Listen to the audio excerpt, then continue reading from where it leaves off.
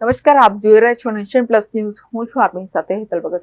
નર્મદાના વડા મથક રાજપીપળા ખાતે આવેલા માં કામલ નર્સિંગ કોલેજ બોગસ નીકળી છે, જેને કારણે ફી ભરનાર અસંખ્ય વિદ્યાર્થીઓનું ભાવિ અટવાયું છે. આમ આદમી પાર્ટીના ડેડિયાપાડાના ધારાસભ્ય ચૈતર વસાવાએ જણાવ્યું હતું કે થોડા સમય પહેલા ગુજરાત સરકારને અને રાજપીપળા વહીવટી તંત્રને માં કામલ ફાઉન્ડેશનની જે બોગસ નર્સિંગ કોલેજ ચાલી રહી છે તે બાબતે રજૂઆત કરી હતી.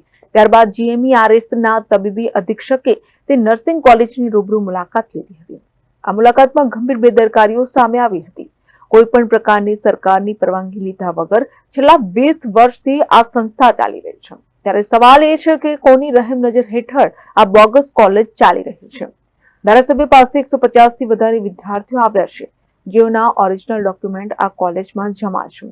આ વિદ્યાર્થીઓની 2.97 લાખ જેટલી ફી પણ કોલેજમાં જમા છે. તેમ છતાં પણ કોઈ પણ યુનિવર્સિટી કે કોલેજોમાં આ વિદ્યાર્થીઓને પરીક્ષા આપવા માટે બેસવા દેવામાં આવતા નથી.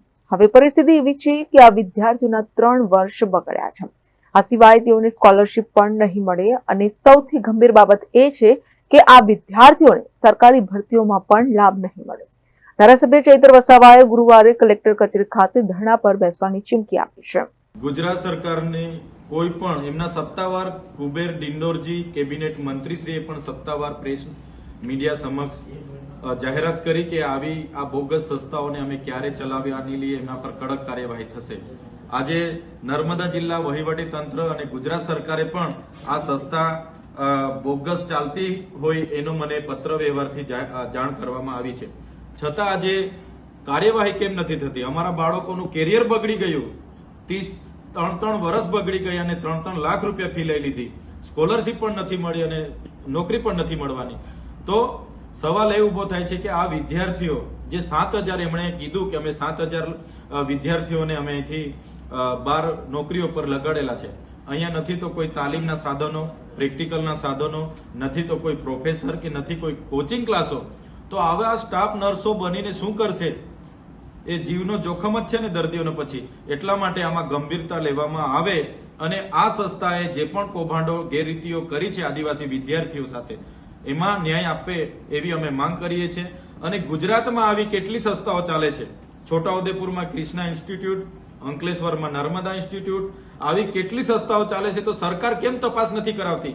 કેમ ખાનગી રીતે આવી રીતના ચાલે છે? એમને કોની રહેમ નજર હેઠળ આ બધું ચાલે છે? કોના આશીર્વાદ છે? એટલા માટે આદિવાસી વિસ્તારોમાં જેટલી પણ સંસ્થાઓ ચાલશે બધે જ અમે આંદોલન કરીશું. શરૂઆત અમે ગુરુવારે અમારી નર્મદા જિલ્લાની જે માં કમલમ નર્સિંગ કોર્સ ચલાવનારી સંસ્થા છે, બોગસ કોલેજ છે, એની સામે અમે ગુરુવારે ધરણા કરવાના છે. કલેક્ટર કચેરીએ અમે બેહીન ધરણા કરવાના છે. સર, રાજપીપળામાં બીજી પણ અન્ય નર્સિંગ કોલેજો થોડાક સમયમાં ખુલી ગયેલી છે, એની પણ તપાસ થાય એની તમે માંગણી કરશો? બિલકુલ માંગણી કરીશું. આદિવાસી વિસ્તારોમાં આવી બોગસ કોલેજોનો રાફડો ફાટી નીકળ્યો છે, જેના કારણે અમારા વિદ્યાર્થીઓનું ભાવિ અંધકારમય થઈ ગયું છે. એમના માતા પિતા કાળી મજૂરી કરે, ખેતી કરે અને બાળકોને ભણાવી ગણાવીને વ્યાજે પૈસા લઈને 3 લાખ રૂપિયા ફી ભરે છે. અને ફી ભર્યા બાદ પણ એક્ઝામ આપવા માટે બહારની યુનિવર્સિટીઓમાં બેસવા દેવામાં નથી આવતું. કોની રહેમ નજરથી આટલા આદિવાસી વિસ્તારોમાં આવું ચાલે છે? એટલા માટે અમે ધારાસભ્ય તરીકે પણ તપાસની માંગ કરીએ છીએ. 10 દિવસ થઈ ગયા, પોલીસ તંત્રનું કે વહીવટી તંત્રનું પેટનું પાણી નથી હલતું. કુબેર ડિંડોરજી મંત્રીએ કીધું કે આમાં તપાસ કરાવો, કાયદેસરની કાર્યવાહી કરો, છતાં આ પ્રજાનું પ્રશાસનનું પેટનું પાણી નથી હલતું. તો અમે ધારાસભ્ય તરીકે આ વિદ્યાર્થીઓને ન્યાય માટે ગુરુવારે કલેક્ટર કચેરી ખાતે ધરણા પર બેસવાના છે. સર, આ સંસ્થાના જે વડા છે અનિકેત ગોહિલ એવું કહે છે કે અમારી સંસ્થા માન્યતા છે અને જ્યારે પણ અમારી પાસે પુરાવા માંગવામાં આવશે અમે તે રજૂ કરીશું. ને ચેતરભાઈ વસાવા હલકી પસંદગી મેળવવા માટે આ કામ કરી રહ્યા છે એવું બી જણાવે છે. આ કોઈ રાજનીતિ નથી. આ અમારા સમાજના વિદ્યાર્થીઓના ભવિષ્યનો સવાલ છે. કાળી મજૂરી કરીને 3 લાખ રૂપિયા ફી ભર્યા છે અને સરકાર કહે છે કે આ બોગસ સંસ્થા છે, અમારું પરવાનગી આપણે લીધી નથી અને જે પણ વિદ્યાર્થીઓ અહીંયા ભણતા હશે એમને અમે સ્કોલરશીપ નહીં આપીએ, એમને સરકારી નોકરીમાં પણ એમની લાયકાત પાત્રતા ધરાવતી નથી. તો આનાથી વિશેષ શું જોઈએ છે? આ કોઈ રાજનીતિ નથી. જે પણ એને સ્ટેટમેન્ટ આપ્યું હશે એ એમનો વિષય છે. અમારે તો અમારા વિદ્યાર્થીઓના જે ડોક્યુમેન્ટો ઓરિજિનલ એમની પાસે છે એ ડોક્યુમેન્ટ અમારે લેવાના છે અને 3 લાખ રૂપિયા જે ફી એમણે લીધી છે તે અમારે રિટર્ન લેવાની છે. અને વિદ્યાર્થીઓના 3 વર્ષ કેરિયર બનાવવાના અમૂલ્ય 3 વર્ષ એ ભાઈએ બગાડ્યા છે. તો આટલી બધી બેદરકારી અમારા વિદ્યાર્થીઓ સાથે થાય તો રાજનીતિ તો સાઈડ પર રહેશે, પણ એ ભાઈને અમે પછી છોડીશું નહીં. સરકાર કાર્યવાહી નહીં કરશે. ગુરુવારે અમે આવીએ છીએ. જો સરકાર કાર્યવાહી નહીં થશે તો પછી જોવાઈ જશે. શું તમે એમને પડકાર ફેંકશો કે તેઓ પોતાના ડોક્યુમેન્ટ લઈને જાહેરમાં બતાવવા માટે આવી જાય? તે પોતાના ડોક્યુમેન્ટ લઈને ગુજરાત સરકારમાં બતાવે.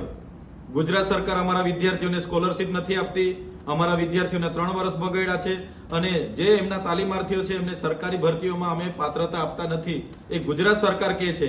એમણે ક્લિયર કરવું જોઈએ. 10 દિવસ અમે આપ્યા છે. 6 તારીખથી ચાલે છે. આજે 19 તારીખ થઈ ગઈ. તો આટલા 10-12 દિવસમાં શું કર્યું એણે આવવું જોઈએ, ખુલાસા કરવા જોઈએ.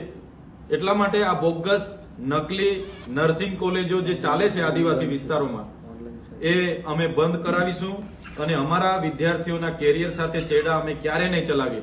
આજે અમે કલેક્ટરશ્રીને પણ હમણાં મળવા જઈએ છીએ અને ગુરુવારે કલેક્ટર કચેરીની સામે એમના દરવાજા પર અમે ધરણા દઈશું.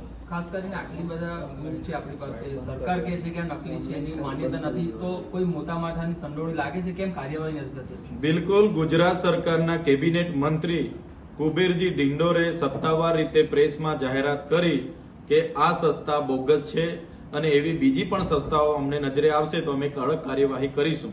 સાથે નર્મદા જિલ્લા વહીવટી તંત્રએ લેખિતમાં આપી દીધું કે આ સંસ્થા બોગસ છે. ગુજરાતના આરોગ્ય અને પરિવાર કલ્યાણ વિભાગે કહી દીધું કે આ સંસ્થા બોગસ છે. સાથે નર્સિંગ કાઉન્સિલ અમદાવાદે કહી દીધું કે આ સંસ્થા બોગસ છે. તો તંત્ર કોની રાહ જુએ છે આના પર કાર્યવાહી કરવા માટે? આદિવાસીઓના દીકરા દીકરીઓ આજે અટવાય છે. આજે કોઈ બીજા રહેતે તો આજે તો અહીંયા બહુ મોટા એ પ્રેસ કોન્ફરન્સો થઈ જતી. પણ મને લાગે છે બહુ મોટું પીઠબળ આ વ્યક્તિની પાછળ છે. આજે નર્મદા જિલ્લામાં એક પણ નેતા મગનું નામ મરી પાડવા તૈયાર નથી. આટલા બધા વિદ્યાર્થીઓ અટવાય છે. એના પરથી તમે વિચારી શકો કે આ વ્યક્તિ પાછળ કેટલા લોકો પડેલા હશે. 20 વર્ષથી ચાલે છે તો કોના આશીર્વાદ હશે? તો 20 વર્ષથી આવી બોગસ સંસ્થા આપણા વિસ્તારમાં ચાલી શકે. એટલા માટે જ અમે કહીએ છીએ આજે કલેક્ટરશ્રીને મળવા જઈએ છીએ. કલેક્ટરશ્રી શું જવાબ આપે છે? ગુરુવારે એમના દરવાજા પર ધારાસભ્ય ચૈતર વસાવા અને અમે તમામ ટીમ તમામ વિદ્યાર્થીઓ ધરણા પર બેસીશું. Jyoti Jagtap, Nation Plus News, Rajpipla. સમાચારોના સતત અપડેટ મેળવવા માટે અમારી નેશન પ્લસ ન્યૂઝની યુટ્યુબ ચેનલને સબસ્ક્રાઇબ કરો, બેલ આઇકન દબાવો અને જોડાયેલા રહો ફેસબુક, ઇન્સ્ટાગ્રામ અને ટ્વિટર પર.